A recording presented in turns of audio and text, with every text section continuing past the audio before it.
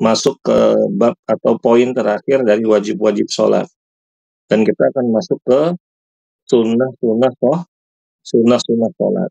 Cuma sebelum itu kita murojaah dulu nih. Wajib-wajib sholat yang pertama adalah semua takbir selain takbiratul ihram.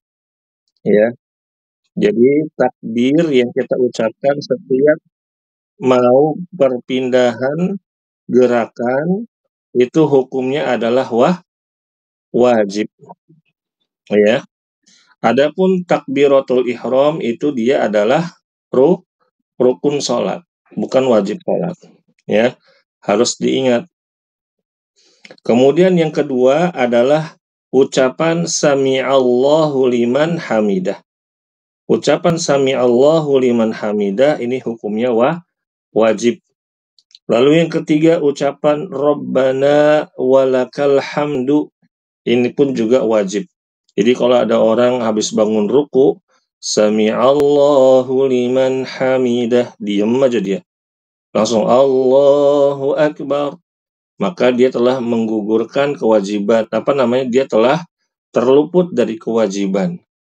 Ya, kalau dia sadar, maka harus diganti dengan sujud sahwi.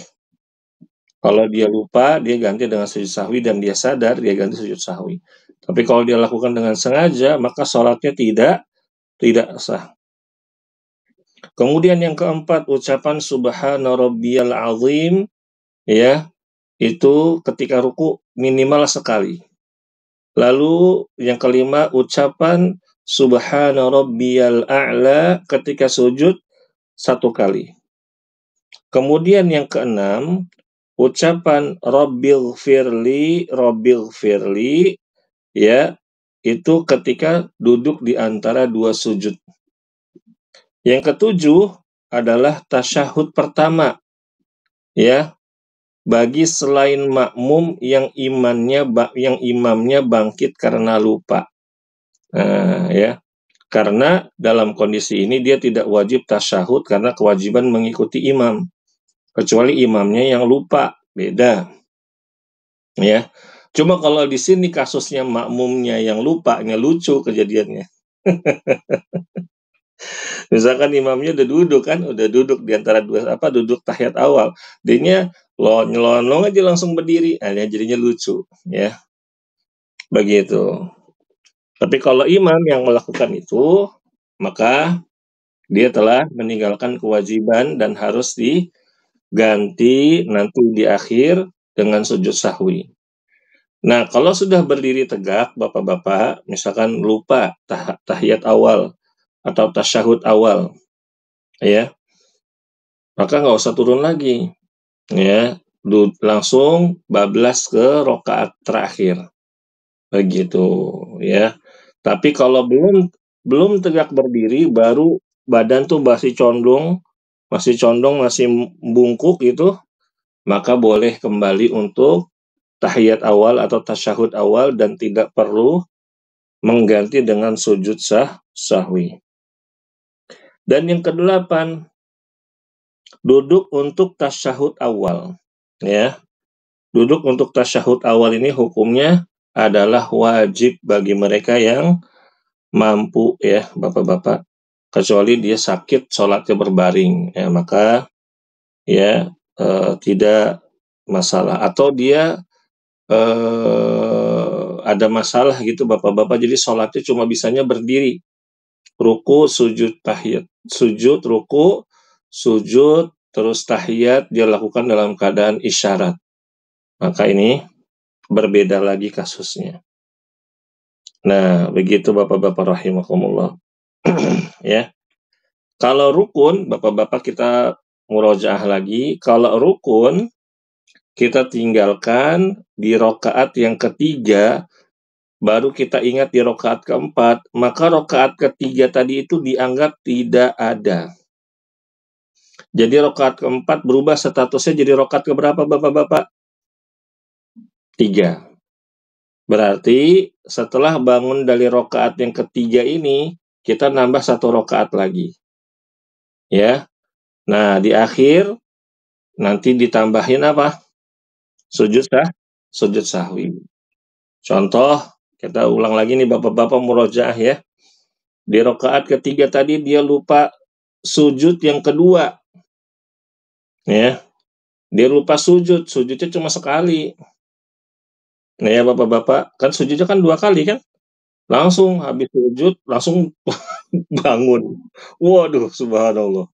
Ya, udah gitu lewatnya 2 rukun lagi, apa? Duduk di antara 2 sujud dan sujud kedua. Diborong tuh rukunnya tuh. Bablas sama dia. Ya. Maka dia ingat, astagfirullah, lupa gitu kan. Maka yang ketiga, yang keempat, rukun keempat nih, rakaat keempat berubah jadi rakaat ketiga. Dia lakukan aktivitas seperti rakaat yang ketiga, tapi nanti dia bangun lagi untuk nambah rakaat. Dan di akhir dia tutup dengan sujud sahwi. Ya, begitu. Adapun wajib sholat, Bapak-bapak, ya, kalau kita lupa, maka kita tidak perlu mengulang. Bablas saja sampai akhir, nanti kita ganti di akhir dengan apa?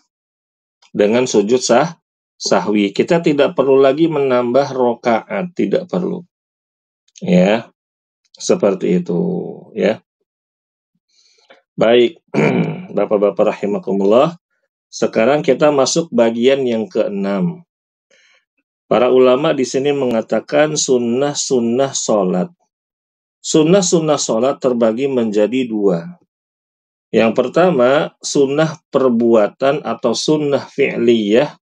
Dan yang kedua adalah sunnah perkataan atau sunnah qauliyah. Fi'liyah, perbuatan, qauliyah, ucapan. Nah, kita bahas yang pertama dulu. Sunnah-sunnah perbuatan adalah seperti mengangkat kedua tangan bersama takbiratul ihram, atau mengangkat kedua tangan ketika mau ruku, atau mengangkat tangan ketika bangkit dari ruku, dan meletakkan kedua tangan di dada. Ya, seperti ini. Ini sunnah, Bapak-bapak, tidak wajib dan juga bukan rukun sholat. Ya, begitu. Tapi sunnah ini bukan sunnah yang maksudnya sunnah yang terus-menerus ditinggalkan. Tidak boleh.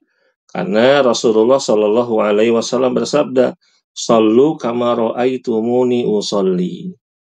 Sholatlah kalian sebagaimana kalian melihat aku sholat. Ya, begitu. Maka ketika ada orang, misalkan dia Allahu Akbar, nggak sedekap, nggak apa-apa Bapak-bapak, sholatnya nggak rusak. Ya, sholatnya tidak batal. Ya, namun dia terhalangi dari mendapatkan pahala sunnah gitu.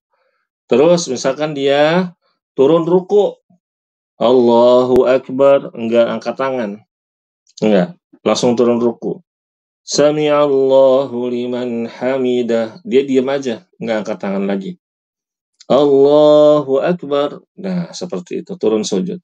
Itu dia tidak melakukan sesuatu hal yang ibaratnya kalau ditinggalkan bisa mengancam sholatnya. Enggak. Ya, tidak bisa merusak sholatnya, tidak. Tapi dari sisi pahalanya tentu berbeda dengan orang yang mengerjakan sunnah-sunnah sholat. Dalilnya itu, Bapak-bapak, adalah hadis yang berbunyi, Anna Malika bin al-Huwairisi, kurang besar nih, maaf.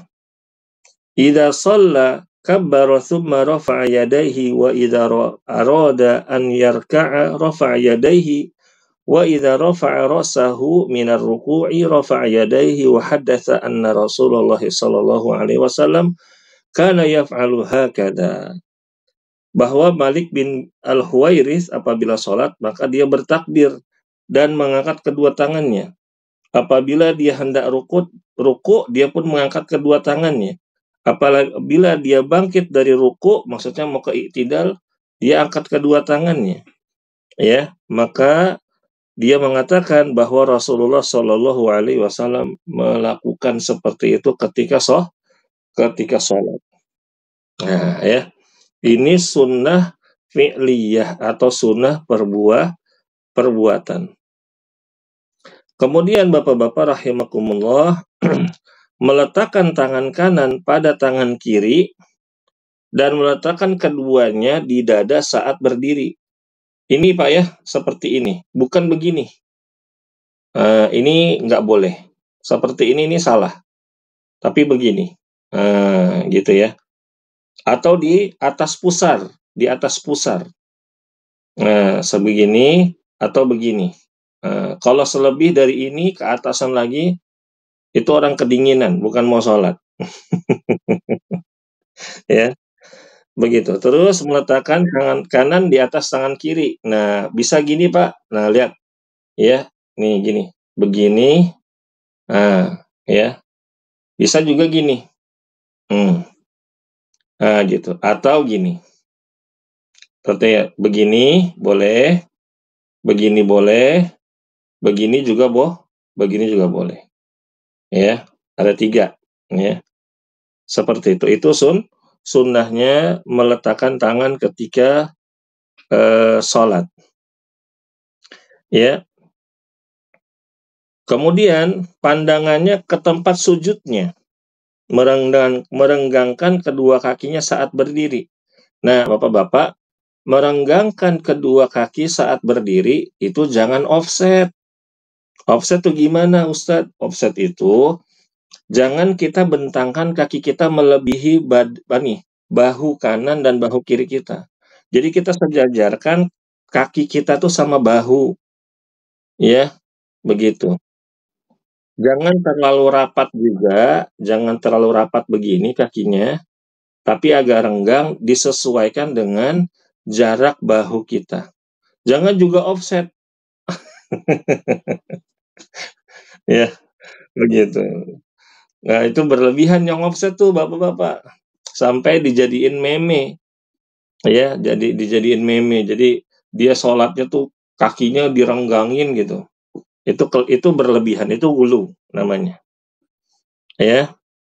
Kedua tangan memegang kedua lututnya dan merenggangkan jari-jari saat ruku. Nah, Bapak-bapak saat ruku, tangan jari jemari kita nih lutut nih Bapak-bapak, dibeginiin. Nah, ini jarinya renggang.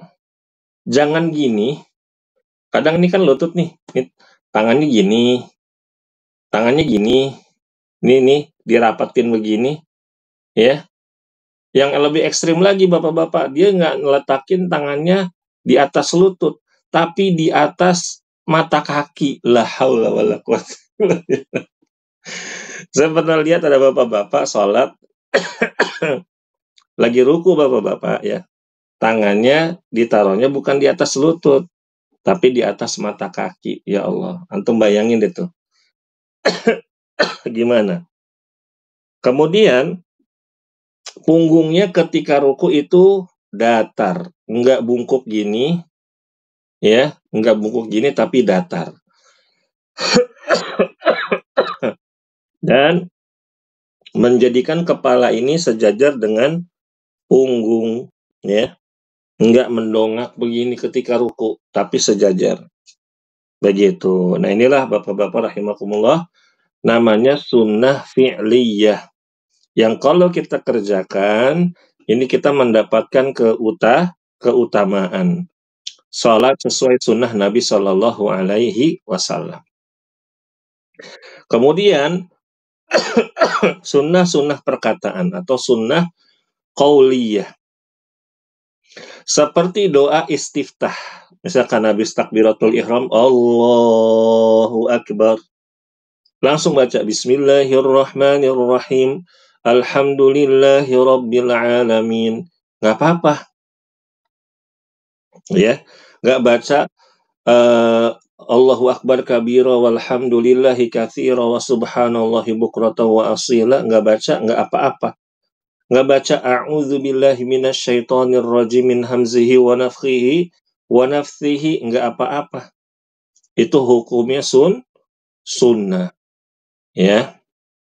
Kemudian ucapan amin. Nah, kalau ucapan amin ini sulit untuk kita tinggalkan walaupun sunnah. Bener nggak Bapak-bapak? Itu kecuali orang yang sholatnya mungkin udah traveling kemana-mana pikirannya Bapak-bapak. Jadi ketika sholat, udah dia tuh termenung aja udah. Mikirin ini, mikirin itu, mikirin ono. Nah, tapi kalau orang yang masih ada rohnya ketika sholat, dia sulit untuk tidak mengucapkan amin. Ya, pasti dia mengucapkan, jarang ditinggalkan. Kemudian termasuk sunnah perkataan adalah surat setelah Al-Fatihah. Ya, begitu Bapak-bapak. Terus bacaan subhana rabbiyal a'la 3 kali atau 10 kali itu sunnah. Atau 2 kali itu sunnah. Tapi yang wajib itu sekali. Subhana rabbiyal a'la, subhana rabbiyal azim. Itu dibaca sekali. Selebihnya sunnah. Ya. Kemudian apalagi Bapak-bapak rahimakumullah, doa setelah tasyahud sebelum salam. Yaitu doa 4 hal, berlindung dari 4 hal. Itu juga hukumnya sunnah. Allahumma inna na'udzubika. Allahumma inni a'udzubika min apa namanya? Kalau lagi nggak sholat tiba-tiba lupa nih. Apa doa aduh, Bapak-bapak ada yang bisa mengingatkan atau mungkin ada yang hafal? Apa? Allahumma sholli ala Muhammad wa ala ali kama barakta ala Ibrahim wa ala ali Ibrahim innaka Hamidum Majid wa barik ala Muhammad kama barakta ala Ibrahim wa ala ali Ibrahim innaka Hamidum Majid. Allahumma inni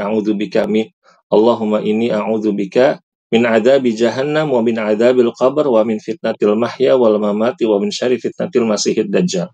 Ini hukumnya sunnah. Nah, ya Pak, Bapak-bapak. Nah, inilah. Jadi kalau misalkan lagi sholat, kondisinya Bapak-bapak harus cepat, maka boleh meninggalkan yang sunnah-sunnah ini. Contohnya, lagi sholat di atas kapal laut. Ya, sholat di atas kapal laut, ya kan? Kalau terlalu lama berdiri, terlalu lama sholatnya, ya, bisa jatuh kita kan? Begitu, ya. Atau misalkan lagi safar, lagi harus ada yang dikejar, waktu sholat udah mepet. Nah, seperti ini. Jadi habis takbir, Allahu Akbar, langsung Bismillahirrahmanirrahim. Alhamdulillahirabbil alamin arrahmanirrahim maliki yaumiddin. Amin. Allahu Akbar. Subhana rabbiyal azim. Sami Allahu liman hamidah. Rabbana walakal hamdu. Allahu Akbar. Subhana rabbiyal a'la. Allahu Akbar. Rabbighfirli.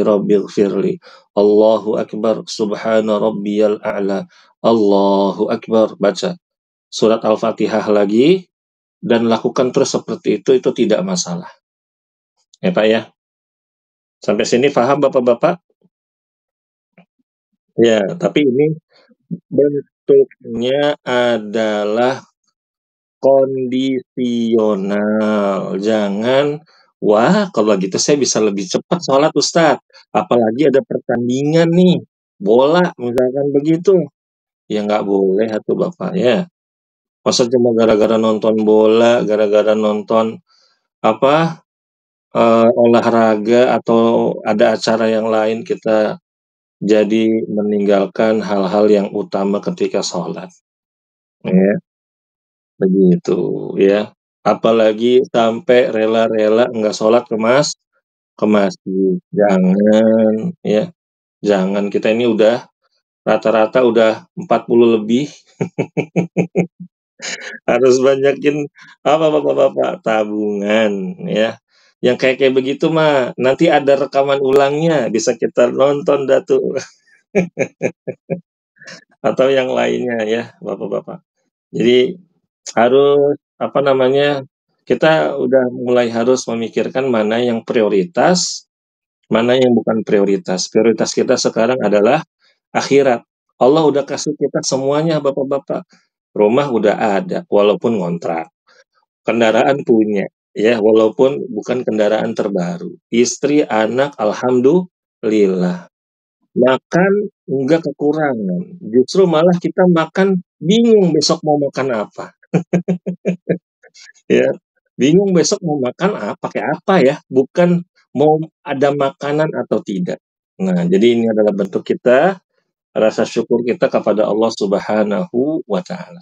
Adapun tadi, Bapak-bapak saya ulangi lagi, boleh dilakukan kalau ada kondisi-kondisi tertentu.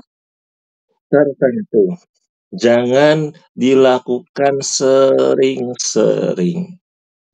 Nah, contoh gini Bapak-bapak, "Ustaz, kan 2 rakaat, sholat 2 rakaat sebelum sholat subuh itu kan Rasulullah nggak pernah ninggalin ya Ustaz.